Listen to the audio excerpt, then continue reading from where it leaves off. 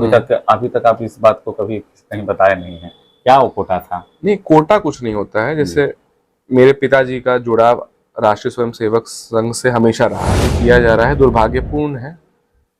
जनता के बीच जाकर अपने मैनिफेस्टो को रखना चाहिए, अपने क्या करेंगे वो सरकार में आएंगे तो इन बातों को रखना चाहिए। इससे तो अगर मैं गलत हूँ तो मुझे वो कर दीजिए, सजा दे दीजिए। अभी कैसे सजा देंगे? अभी तो लीगल नोटिस जाएगा, फिर उसका 100 करोड़ का इन्होंने तो मानहानि किया है। आप तो लीगल प्रोसेस जानते ही हैं। नमस्कार साथियों, आज हमारे साथ हनुमान मंदिर के ट्रस्टी सायन किशोर कुणाल जी हैं। इनसे हम लोग हनुमान मंदिर के द्वारा जो भी ट्रस्ट बनाए गए हैं और जो भी समाज उपयोगी काम हम जनरली देखते हैं उस विषय में बात करेंगे। कुछ और भी बातें होगी। तो सर, आपका बहुत बहुत धन्यवाद हमारे चैनल से बात करने के लिए। बहुत बहुत धन्यवाद, आपने मुझे इनवाइट किया इस इंटरव्यू के लिए।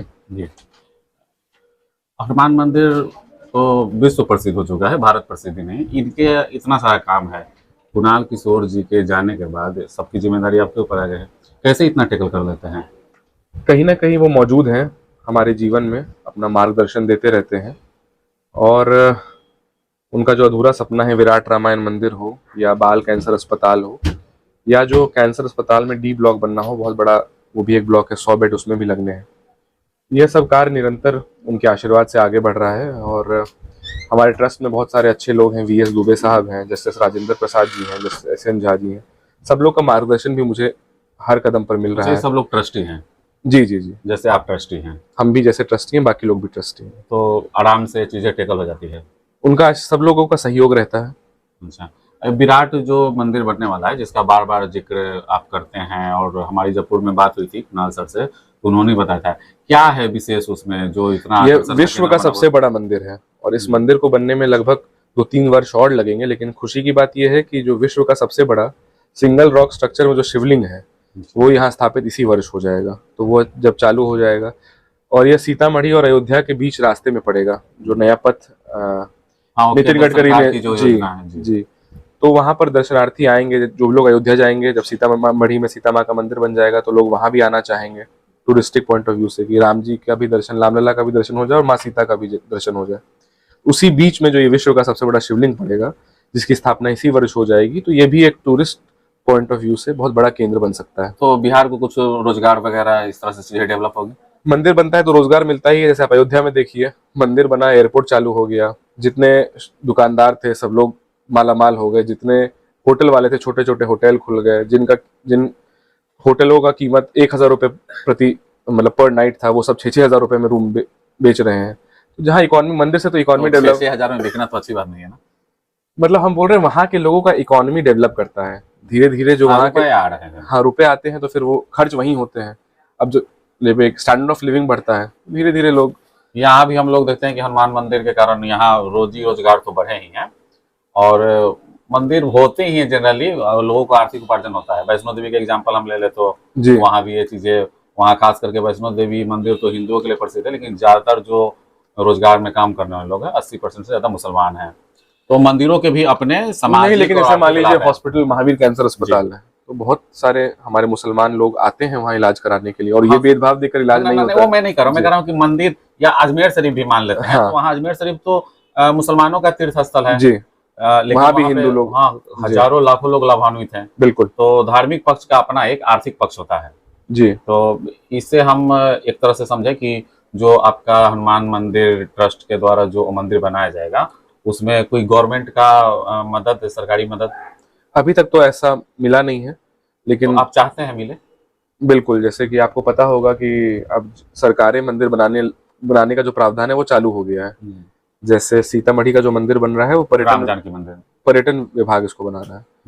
तो अगर कभी आगे जाके सहयोग करती है सरकार तो स्वागत योग्य कदम होगा ये। आप सरकार में है, सरकार से तो डिमांड करेंगे? हम कहाँ सरकार में?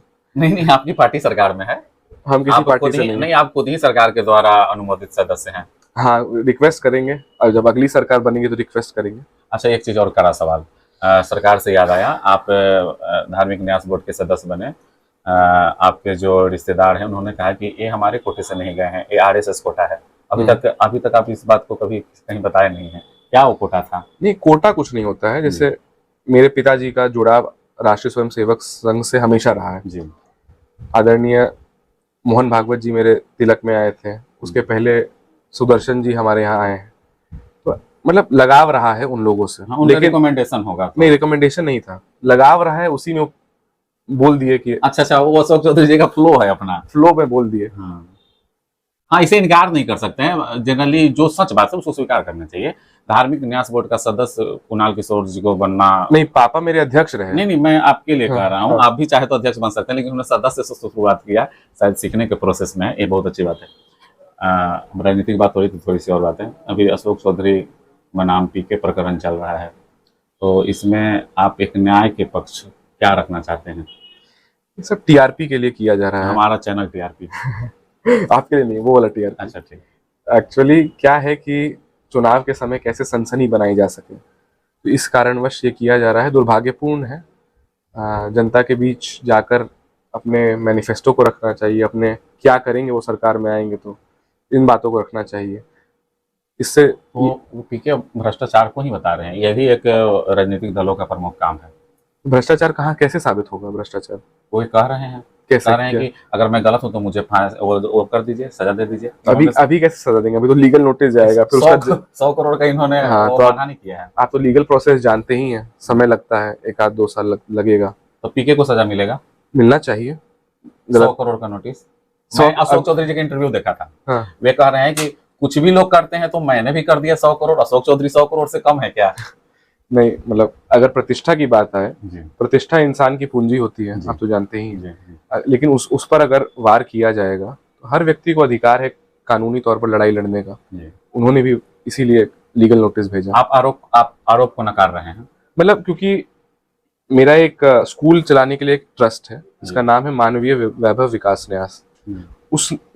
वो 1986 में उसने अपना पहला विद्यालय खोला, ज्ञान निकेतन स्कूल।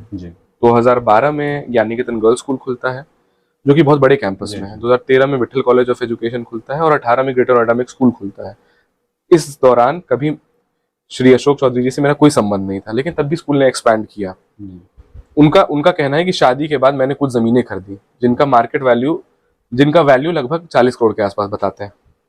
तो जब मैंने 2010 से 2020 के बीच इतना ज्यादा डेवलप किया अपने ऑर्गेनाइजेशन को, और 20 से 25 के अगर अंतराल को देखा जाए, उसमें जो डेवलपमेंट है वो बनस्पत 10 और 20 में जो हुआ, 10 से 20 तक में उसके अनुपात में काफी कम है।